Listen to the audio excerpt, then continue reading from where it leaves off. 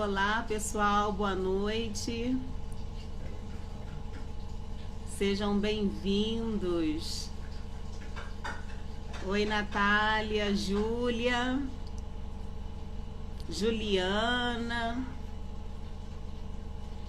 Luiz Reis, muito boa noite. Já vamos iniciar, Natália? Já entrou, né?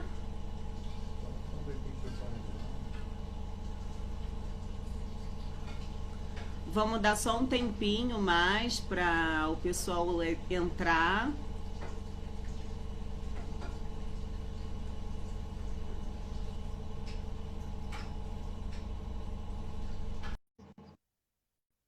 Oi, Jai, boa noite.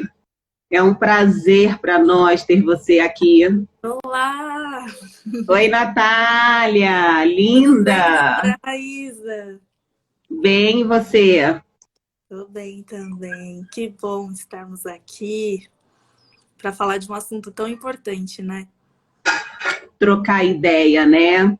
Eu confesso para você que hoje eu estou muito sorridente, mas feliz pela oportunidade, pelo convite que você me fez, mas é um assunto que já me fez chorar muito, tá? É um assunto que, ao estudar, me fez ver uma realidade que fez o meu coração bater forte, me fez enxergar o que talvez alguns nessa noite que estarão conosco poderão enxergar também. E apesar do sorriso, foi um período de muito aprendizado e de perceber que existe muita dor e existiu muita dor para um povo, né, que nós vamos falar hoje, que é vítima de racismo. Eu vou pedir aí para os nossos colegas, se alguém puder escrever com letra em caixa alta, racismo e seletividade penal, para eu fixar aqui, que vai ser o tema da nossa live de hoje. Racismo e seletividade penal. Enquanto isso, Natália, fala aí alguma coisa, se apresenta, fala para a Bom, gente de onde você é. eu sou daqui de São Paulo capital. Me formei em 2015 em Direito. Sou advogada já fazem 4 anos que estou advogando.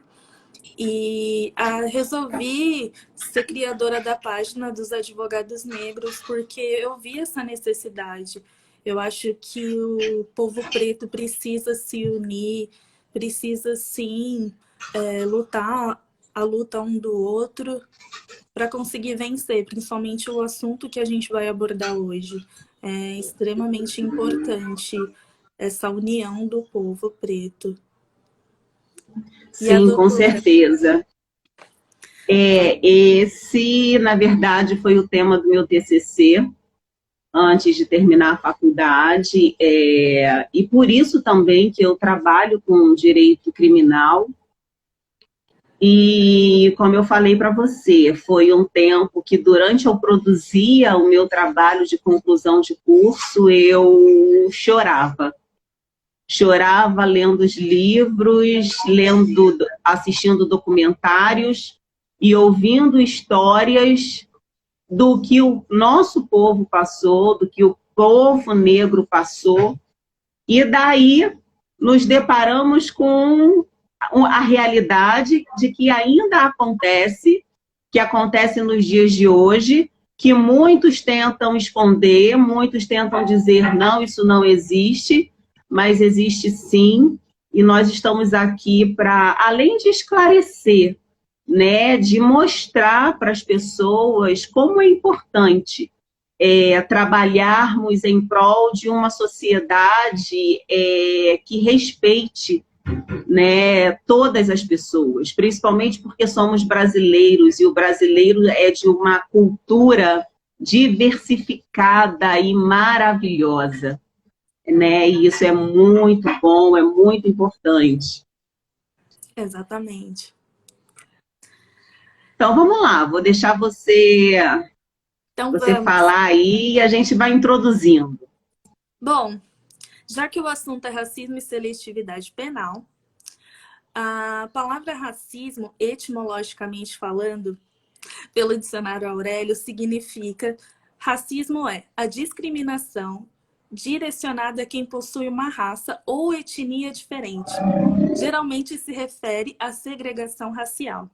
É o comportamento hostil dirigido às pessoas ou aos grupos sociais que pertencem raças ou etnias. E, por fim, é a reunião dos conceitos que afirma existir uma hierarquia entre as etnias ou raças. E agora eu te pergunto, doutora Raíssa, o que é seletividade penal? Antes de eu responder sua pergunta, eu vou dizer para você, vou complementar um pouquinho que o racismo atualmente, ele é uma ideologia. Né? Hoje ele é usado muito mais como uma ideologia, ele foi construído. Né? O racismo não é uma coisa que existia, porque se você pegar uma criança que nasce e ela tem o HD dela, que é a mente dela, limpa, e se uma criança manifesta o racismo, é porque aquilo de alguma forma foi apresentado a ela. E isso é apresentado na sociedade, talvez na escola, talvez no lar. E eu vou compartilhar com você uma experiência que eu tive há 20 anos atrás, 19 anos atrás, porque o meu marido não é negro, e eu estava num evento com ele, numa reunião, e uma menina de 8 anos perguntou para minha irmã, assim, um grupo de pessoas, né? Muitas pessoas, muitas famílias reunidas, e uma menina de 8 anos perguntou para minha irmã assim: por que a sua irmã anda o tempo todo com aquele moço? E a minha irmã respondeu para ela assim: porque eles são casados. E a menina disse assim: ué, um preto com branco? Olha o espanto dessa criança. E ela disse isso, e eu, que sou muito observadora, eu fui observar os pais. Eu me preocupei em analisar e observar a família. E confesso para você que eu não sei de onde tirou esse pensamento da menina. Mas olha como desde criança as coisas são incutidas na mente das pessoas. E se uma criança pega uma ideologia com tanta facilidade, imagina nos dias de hoje, através do controle social, através da mídia, através dos paradigmas que são colocados para a sociedade, como isso não pode gerar um estigma, né, do povo negro. Nós vamos falar sobre isso no decorrer do nosso bate-papo, que passa muito rápido, porque o assunto é muito extenso, a gente poderia falar bastante, mas o racismo hoje, ele se manifesta de uma forma muito ideológica, sabe, Natália? Eu gostaria de falar isso. Ele se projeta nas coletividades, ele se projeta nos grupos privados, nos grupos públicos, e nós temos que estar muito atentos, porque os grupos sociais, muitas vezes, eles são influenciados por essa questão racial que nem deveria existir. Agora, para responder a sua pergunta sobre o que é seletividade penal, para que eu talvez consiga definir bem para vocês que estão nos assistindo, é para mim algo que tem a ver com um fio condutor relacionado ao racismo, porque para que haja seletividade, para que nós possamos dizer que existe um grupo seletivo para determinado local ou para determinada conduta, tem que haver uma classificação. Então, essa seletividade, ela inicia ao dizer que existe um sistema penal punitivo e que ele criou um tipo de pessoa que faz parte desse grupo. O sistema penal brasileiro, por exemplo, ele é, eu posso dizer, estigmatizante, né? Ele é um sistema penal que gera na pessoa um estigma quando ele define o tipo de pessoa ou a sua clientela, digamos assim. Nós vamos falar um pouquinho mais sobre isso à frente, mas buscando no contexto histórico para falar sobre a seletividade penal, eu até comentei com você, né? Não sei se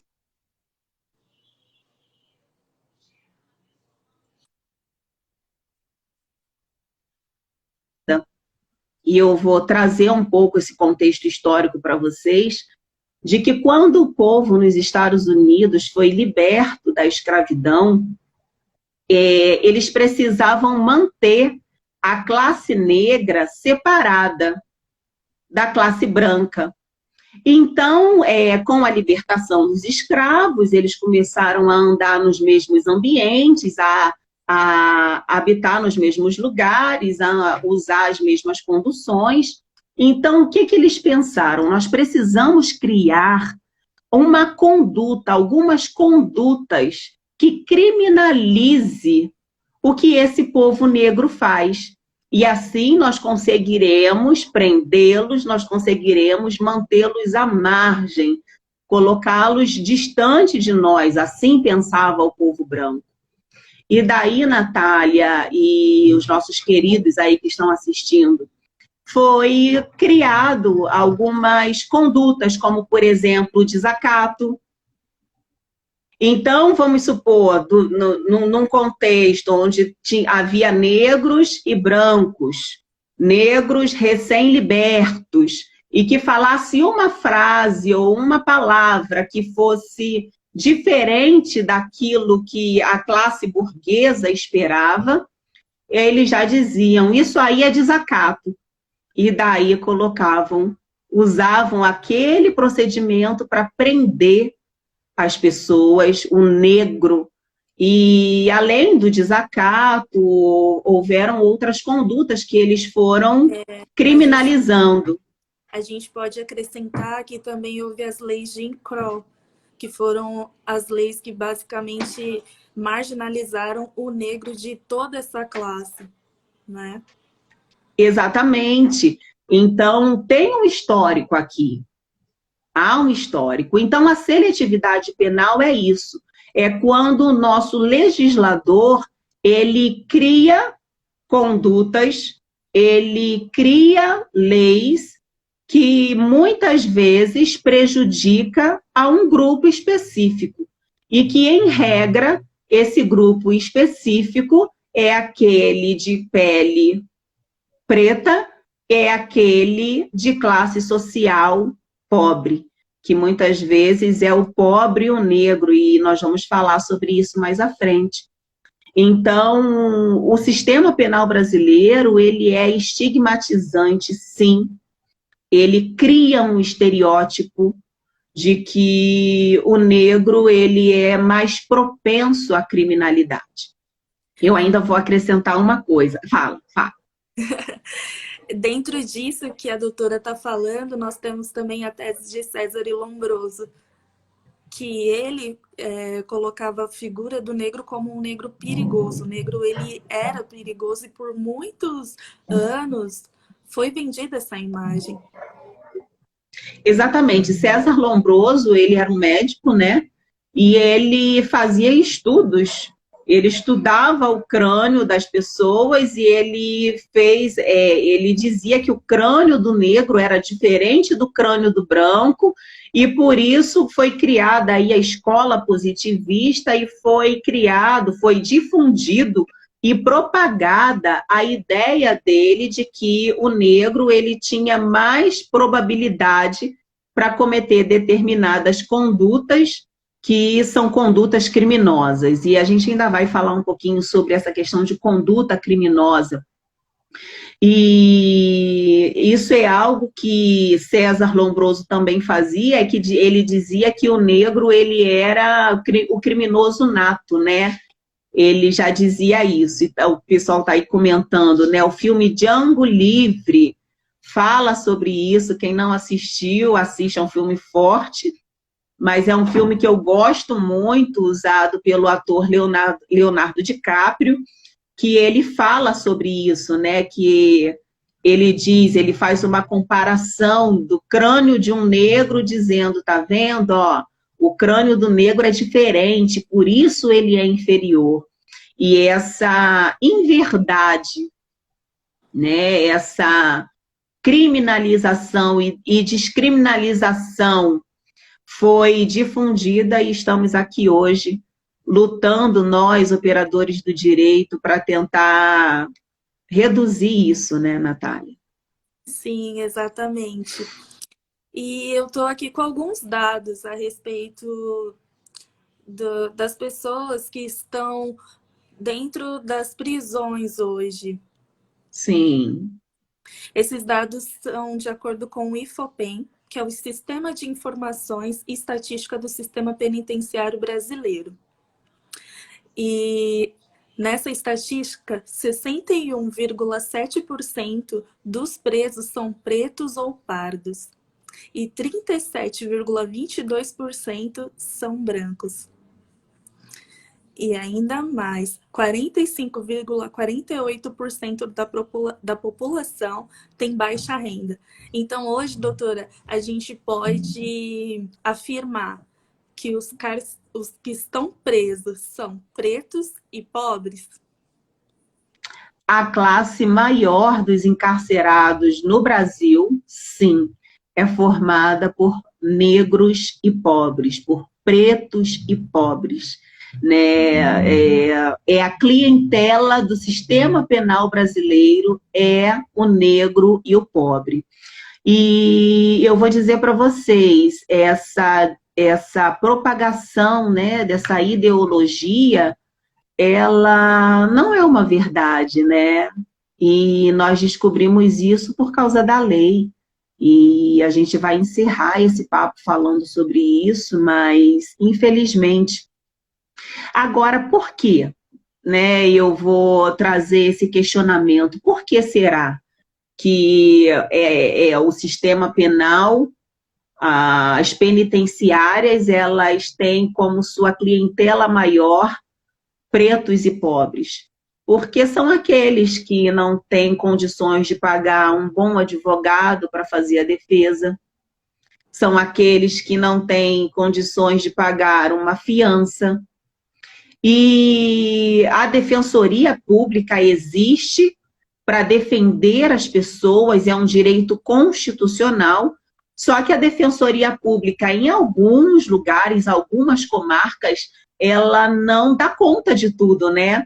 Na minha cidade, a atuação da Defensoria Pública ela é muito boa, ela é muito bem feita, mas eu sei que na capital tem as suas deficiências e em todo o Brasil há uma certa demanda na Defensoria Pública e daí até uma pessoa conseguir provar, às vezes, uma inocência, porque às vezes uma pessoa é presa e está inocente lá, ou para conseguir uma defesa justa, porque uma coisa que é importante, eu como advogada que atuo na área criminal, dizer para vocês, é que nós não defendemos o crime, nós não defendemos a conduta errada. O que nós defendemos é o direito constitucional de que a pessoa cumpra a pena da forma que tem que ser cumprida. Nós defendemos a justiça. E isso é muito importante que as pessoas saibam, porque...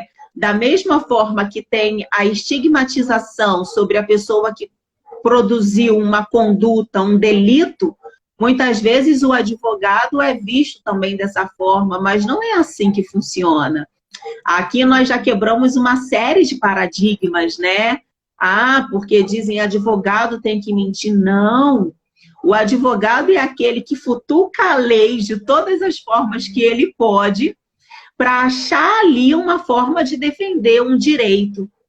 E quando uma pessoa comete um delito, ele, mesmo cometendo aquele delito, ele tem alguns direitos e algumas garantias, e é assim que nós atuamos, né?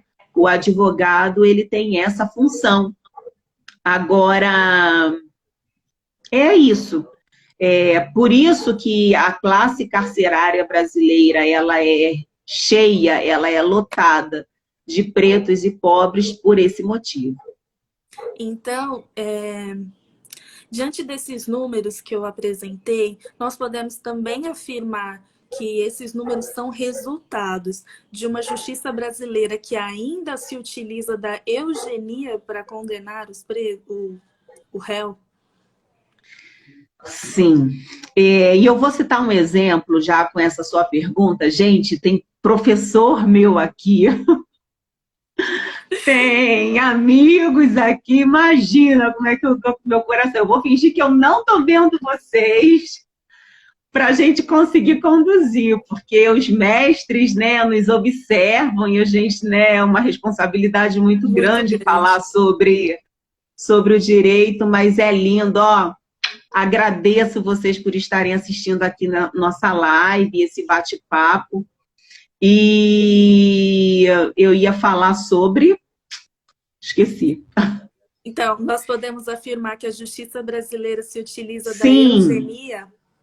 Sim, eu ia falar sobre um artigo da Lei de Drogas, por exemplo, citar como exemplo o artigo 28, parágrafo 2º, da Lei de Drogas, que é a Lei 11.343. Esse artigo diz assim: o juiz, atendendo à culpabilidade, às condições onde a droga foi apreendida, a questão social do agente, o local, vai determinar se aquela droga apreendida, ela foi apreendida, ela era para uso ou ela era para tráfico. Então, aqui, essa eugenia que você me questionou, Natália, ela é muito bem, como é que eu posso dizer? Ela é muito bem explicável através desse artigo. Porque, veja, como pode dizermos que o juiz simplesmente, ao observar onde a droga foi apreendida,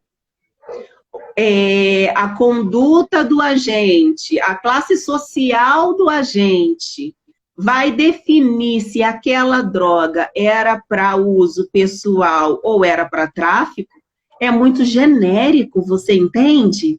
Sim, com certeza. Porque aí nós vamos dizer o seguinte, que, então se a droga ela foi apreendida numa comunidade, ela foi apreendida numa favela, então ela é para tráfico.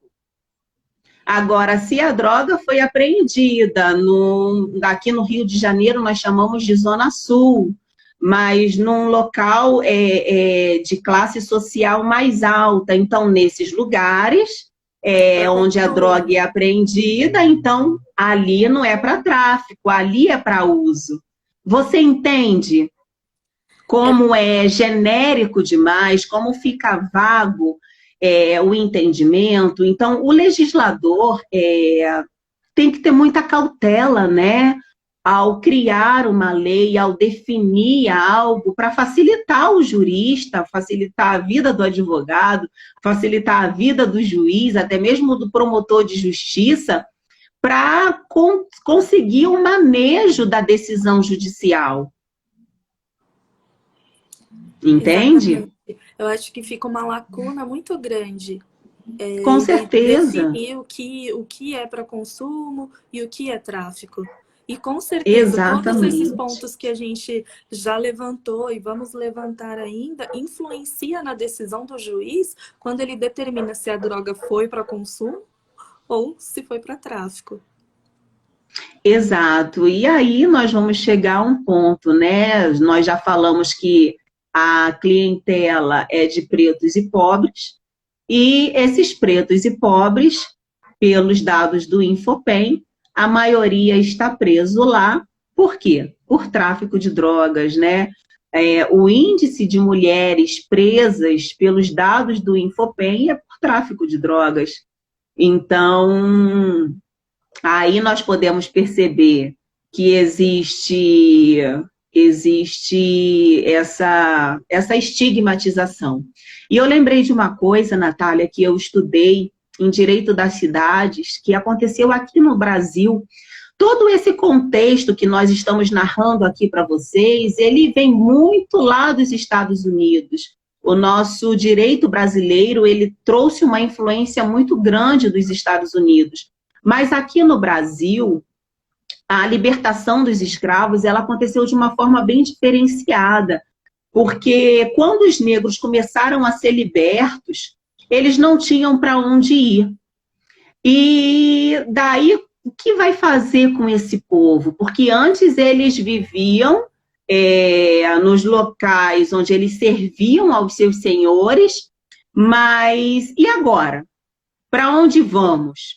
E daí eles começaram a ser induzidos, a serem levados para os lugares mais altos, para os morros, e tudo tinha uma intenção.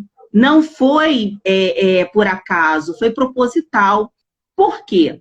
Nos morros não tinha saneamento básico, não tinha uma forma de manejo, de cuidar desse povo. Então, sem saneamento básico, a proliferação de doenças seria muito maior. E aí o que acontece? O extermínio do povo negro. Você está entendendo? Sim.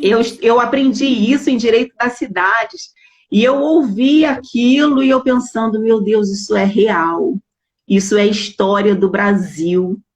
E tinha até um negro, que eu não lembro o nome agora, mas que de onde surgiu esse nome favela, e eles eram enviados para esse local.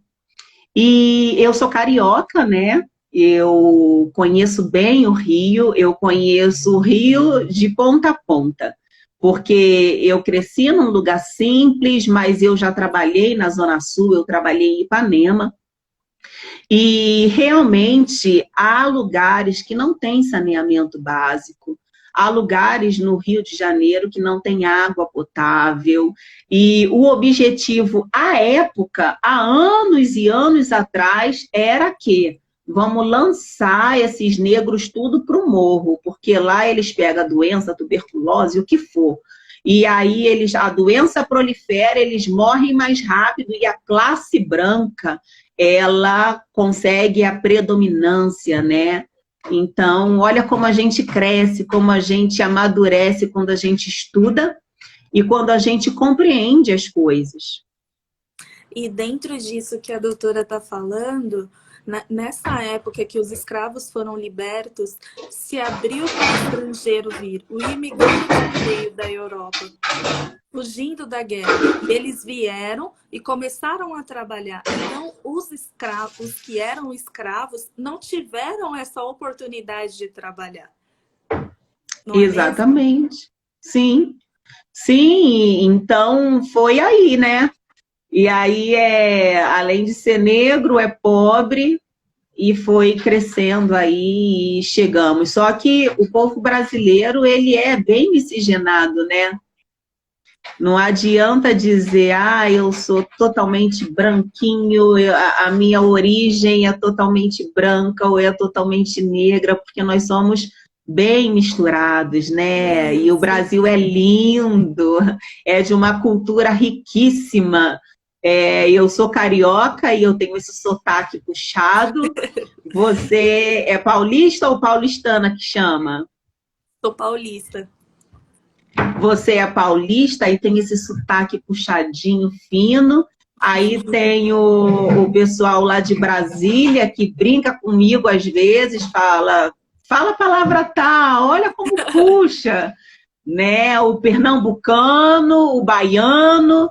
E isso é Brasil, né? Nós somos esse povo diversificado, e isso é lindo demais.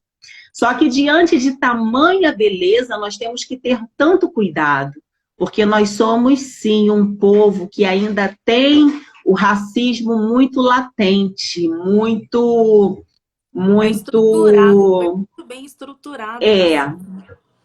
Infelizmente. infelizmente. E atualmente nós tivemos uma sentença, queria que a doutora comentasse sobre isso, que foi muito falada, todo mundo se comoveu, mas ela não é única. Ela só foi publicada e divulgada nas mídias, mas infelizmente ela não é única. Eu vou deixar você citar os exemplos, mas sobre essa sentença que você está se referindo, eu vou falar para quem não viu, não soube. É uma juíza, né, do sul do país, ela decretou uma sentença condenatória sobre um acusado, acho que foi sobre tráfico de drogas, né, Natália? Foi furto. Foi furto, né? E na sentença, essa juíza colocou assim, eu vou tentar lembrar mais ou menos, que eu não estou com a decisão aqui. Você está com ela aí? Sim, ela disse o seguinte: em razão da sua raça, agia de forma extremamente discreta os delitos e o seu comportamento, juntamente com os demais, causavam o desassossego e a desesperança da população, pelo que se deve ser valorizada negativamente. Foi isso que ela escreveu na sua sentença. E daí vocês já percebem que a Natália iniciou a fala dizendo: em razão da sua raça, agia de forma tal. Gente, isso não existe. Eu confesso que quando eu vi de uma pessoa que eu respeito muito, um juiz que postou isso, e quando vi, eu pensei, esse homem é muito sério, ele não colocou isso por acaso na rede social. Mas eu pensei assim, fake news. Eu estou torcendo para que essa sentença, para que isso não seja verdade, para que isso seja um fake news. Eu estava torcendo. Mas aí no dia seguinte eu ouvi dizer que ela se retratou, tentou se retratar, né? Se desculpando, mas é um absurdo, porque isso não existe. Isso não existe. Como vocês estão vendo aí, a gente está desde o início da live tentando construir na mente de vocês que o racismo ele tem uma história. O racismo ele foi construído. A criminalização do povo negro ele foi construído. Então, nós podemos perceber isso, e o nosso desejo, né, Natália, é que haja uma conscientização no mundo jurídico, no meio jurídico, para que nós não passemos por isso.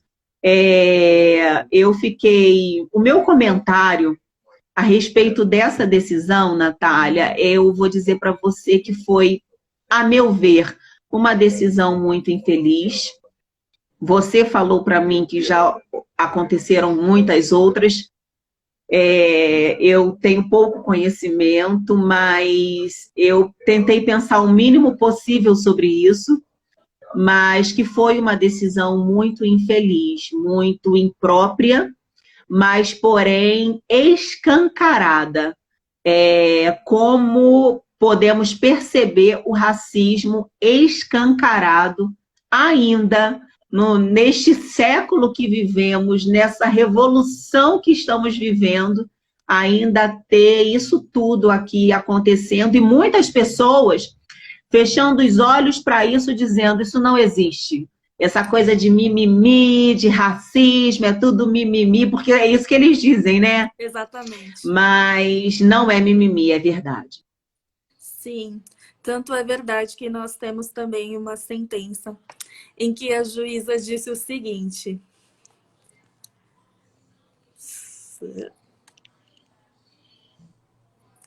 que o réu não tem estereotipo de bandido, porque ele é loiro, dos olhos claros, e por isso a sentença dele foi menor. Essa decisão foi daqui do TJ de São Paulo, que aos meus olhos eu vou falar, é um TJ muito racista. E o CNJ se posicionou nessa sentença em específico, dizendo que não iria se posicionar quanto às razões dessa juíza, os motivos pelo quais ela disse isso, o que é um absurdo. Eles se protegem, né? Eles se defendem. Mas eu vou dizer para vocês que estão nos assistindo, o tema do meu TCC foi bem extenso, mas eu falei sobre racismo, seletividade penal, classe e raça, evidências dos fundamentos de seleção criminalizante. Eu falei sobre assuntos muito fortes. E eu lembro que durante a madrugada eu tinha que escrever, porque o tempo era corrido. E houve ocasiões, Natália, e vocês que nos assistem, que eu chorava. Eu chorava lendo os livros. Eu chorava quando eu pegava a doutrina e pegava livros de delegados de polícia que falam sobre justamente isso que estamos falando aqui, sobre o racismo que já está estruturado, e eu chorava. E daí eu coloquei, né, nesse meu trabalho de conclusão, eu coloquei uma estatística das condutas que acontecem, né, aliás, de como é a apreensão de drogas em determinados lugares no Rio de Janeiro. Então eu vou explicar para vocês mais ou menos como eu coloquei. O Rio de Janeiro tem a Baixada Fluminense, tem a Zona Sul, tem a Zona Norte, tem lugares mais simples, lugares onde tem comunidades. Aliás, quase o Rio de Janeiro todo tem uma comunidade ao redor. Mas esse delegado de polícia, no livro dele, o Zacconi, o livro é Acionistas, eu não lembro o restante, mas é o livro do Zacconi. Ele diz assim, que uma apreensão de drogas num local de baixa renda, numa comunidade, é a mesma que é feita na Zona Sul. Não existe vamos dizer assim, não existe um local que tem mais drogas do que o outro ali no Rio de Janeiro, tá? Na capital. Mas por quê? Existem mais pessoas presas na Baixada Fluminense do que na Zona Sul. E aí a gente volta para o início da nossa conversa e o que você acabou de citar. Porque quando é no lugar de baixa renda, quando é numa comunidade, rapidamente a pessoa é pega em flagrante, tendo a sua prisão convertida em preventiva imediatamente, e a acusação é de traficante.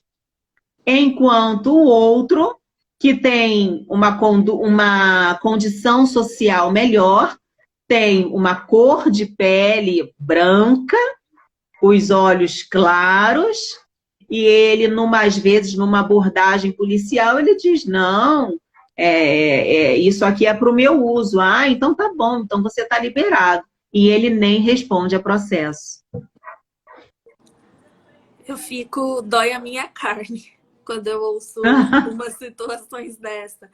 Porque é como se o negro e o pobre não tivessem direitos. É como se nós retrocedemos ao tempo da escravidão. Sim.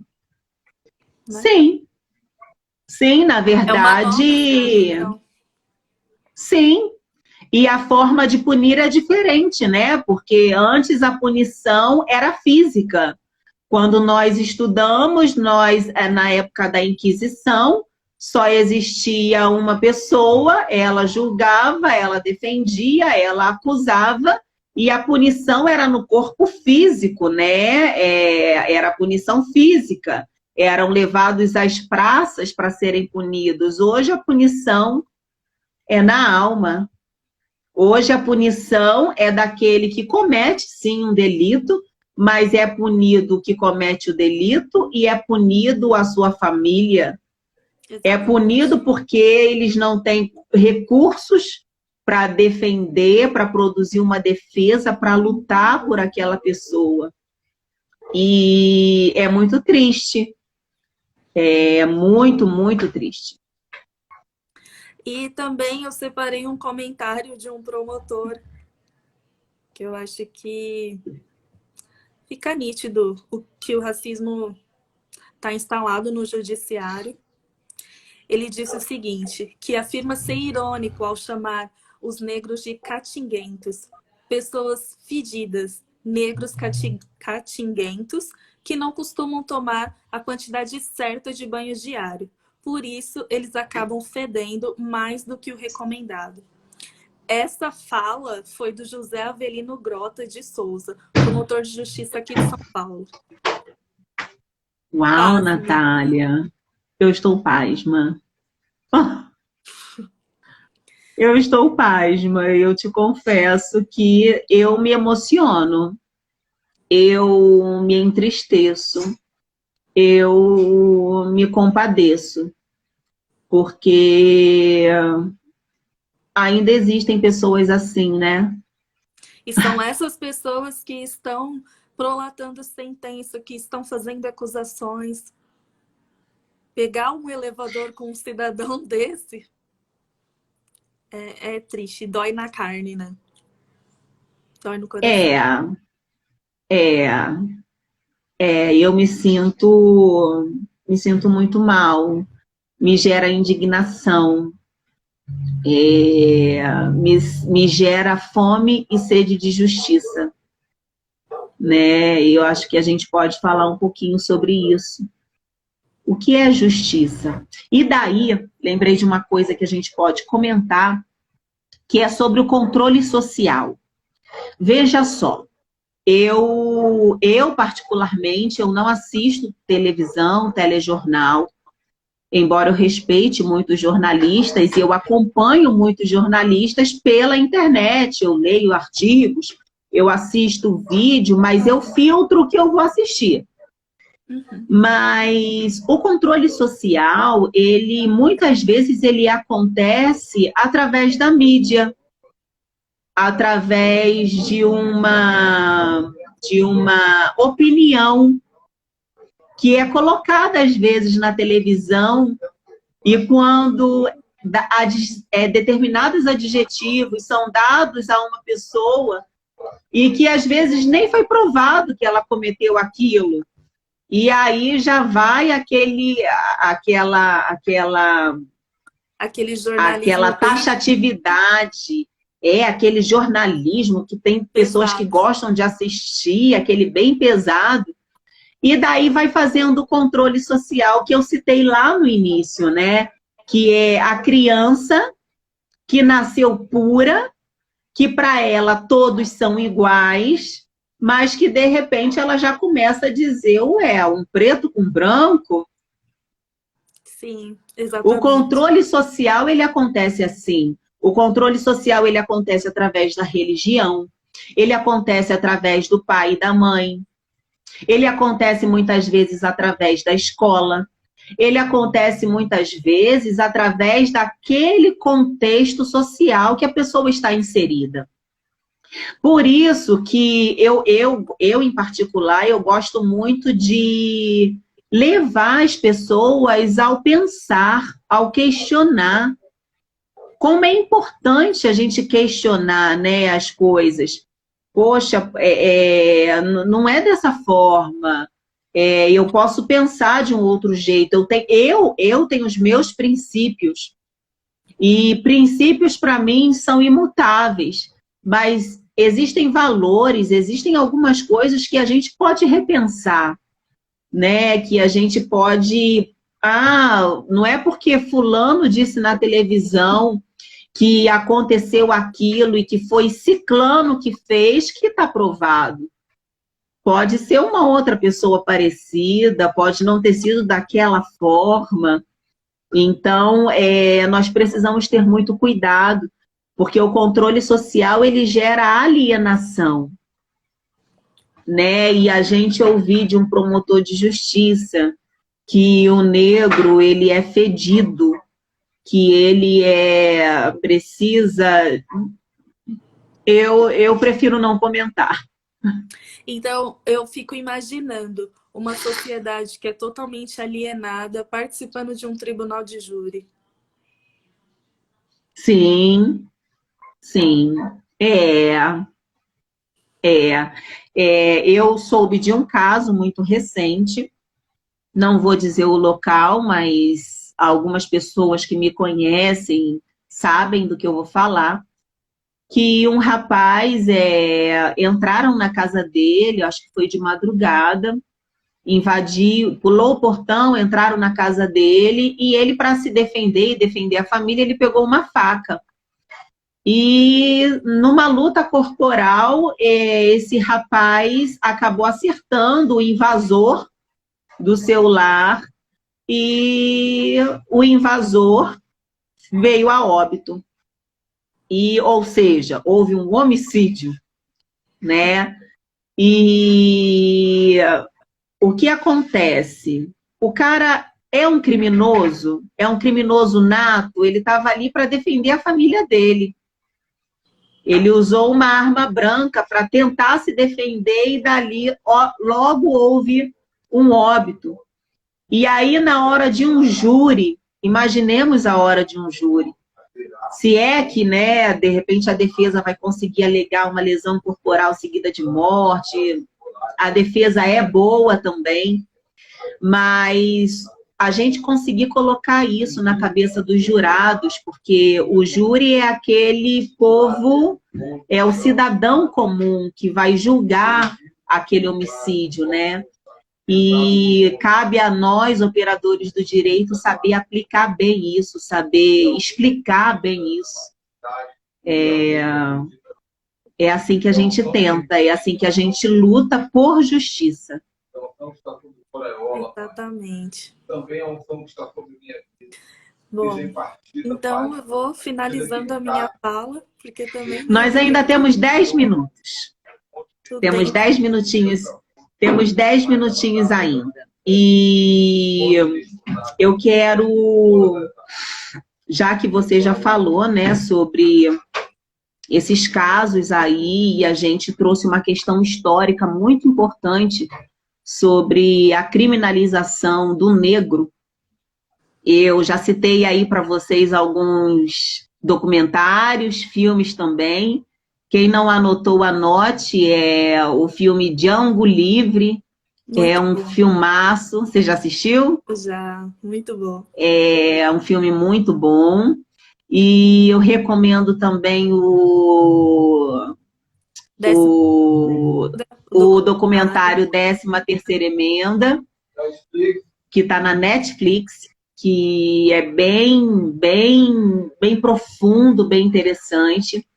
Tem alguns filmes também novos aí que saíram, que falam muito sobre isso. Me indicaram também um filme antigo, que o nome está anotado, eu vou ver se eu consigo uma folga para assistir.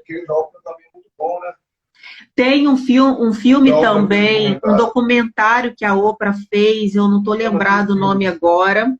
Eu queria indicar um filme. Vou lembrar. Fala. Que é Luta por Justiça, que é um advogado negro dos Estados Unidos. Inclusive, ele fala no documentário da 13ª Emenda, e é um filme sobre a vida dele, que ele pega todos os casos dos negros que já estão no corredor da morte e tenta provar a inocência de todos eles ou mudar a pena. E é muito bacana. Eu chorei horrores. Porque é muito eu também. filme. Olhos que condenam. Eu também sou chorona. Então, vou indicar mais um para quem quiser anotar aí. Olhos que Condenam. Seriado. É um mini seriado e o final, gente... E depois tem o documentário da Oprah com os personagens reais. Esse seriado, acho que são 4 episódios, Olhos que Condenam. Depois tem... Eles participaram de uma entrevista com a Oprah. Vale a pena. Vale a pena vocês assistirem e foi muito bom. Eu falei aí que tem um pessoal que apareceu e eu acho que ninguém falou mais nada para não me deixar sem graça, mas muito obrigada a vocês que estão aí nos assistindo. Natália, é um prazer para mim participar desse encontro com você. da gente poder compartilhar um pouquinho dessa história do Brasil, do povo preto, povo pobre, mostrar essa realidade para muitas pessoas. Tem gente aí dos Estados Unidos assistindo, falando de como as coisas funcionam lá, e eu sei também que a situação lá não é muito diferente daqui. Se duvidar, talvez até pior um pouquinho, não em questão de penitenciária, mas em outras questões, né? Mas eu quero muito agradecer a presença de vocês. E eu vou deixar você fazer aí as considerações finais. Fala mais um pouquinho. Eu vou finalizar com uma fala da minha mãe. Não poderia deixar de citá-la, porque ela é um grande exemplo de luta. Você repete para mim o nome que eu não ouvi? O nome da minha mãe é Valdice, ela tá aí comentando. Ah...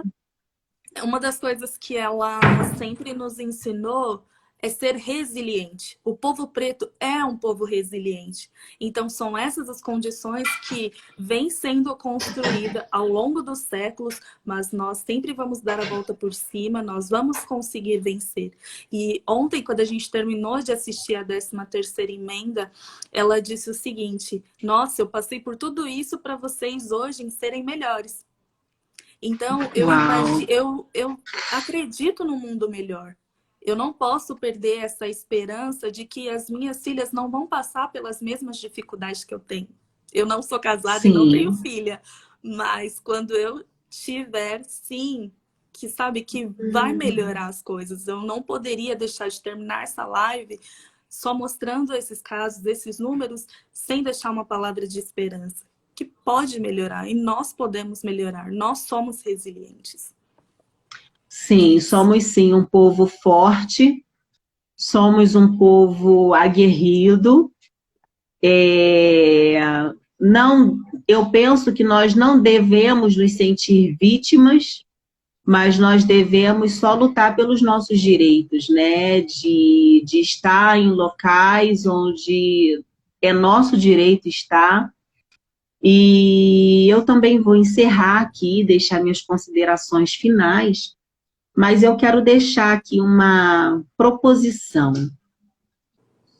uma indagação para você aí que está nos assistindo, para você pensar.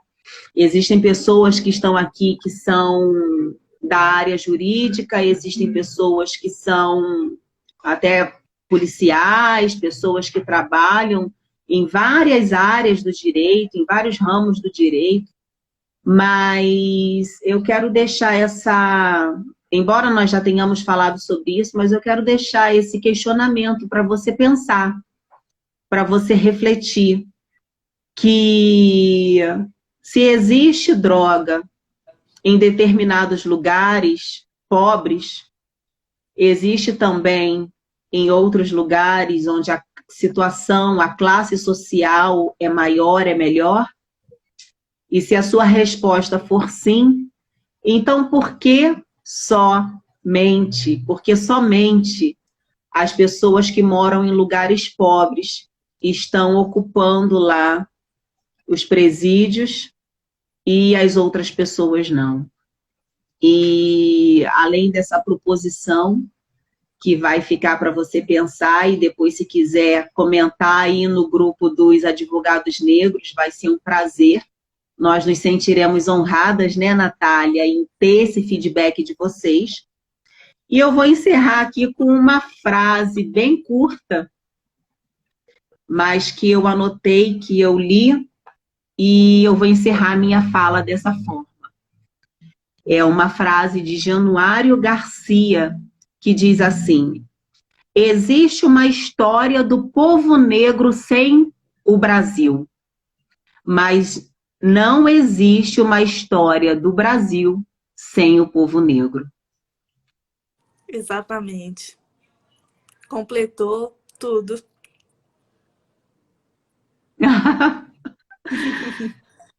Assim eu encerro. Agradeço a todos vocês pelo carinho, Natália, com você. Eu que agradeço você ter aceitado o convite dos advogados negros. Tenho certeza que vamos fazer mais lives, tem muito assunto para a gente conversar e foi um prazer aprender com você, doutora Raíza. Muito obrigada por esse tempo e até a próxima. Eu percebi que você, embora atue na área civil, né, em outro ramo do direito, mas você é uma pessoa que me dá muito orgulho. Eu quero que meus filhos sejam assim curiosos, porque você foi buscar, né? Você demonstrou ter muita sede de entender o assunto. Você quer e você está de parabéns. Doutora Natália Salgado, parabéns pela iniciativa. Obrigada pelo convite. É um prazer conversar com você e eu estou disponível para você a hora que você precisar. Um beijo grande no coração de todos aqueles que nos assistiram até agora. Uma boa noite para vocês. Obrigada. Tchau, tchau, Tchau, gente. tchau.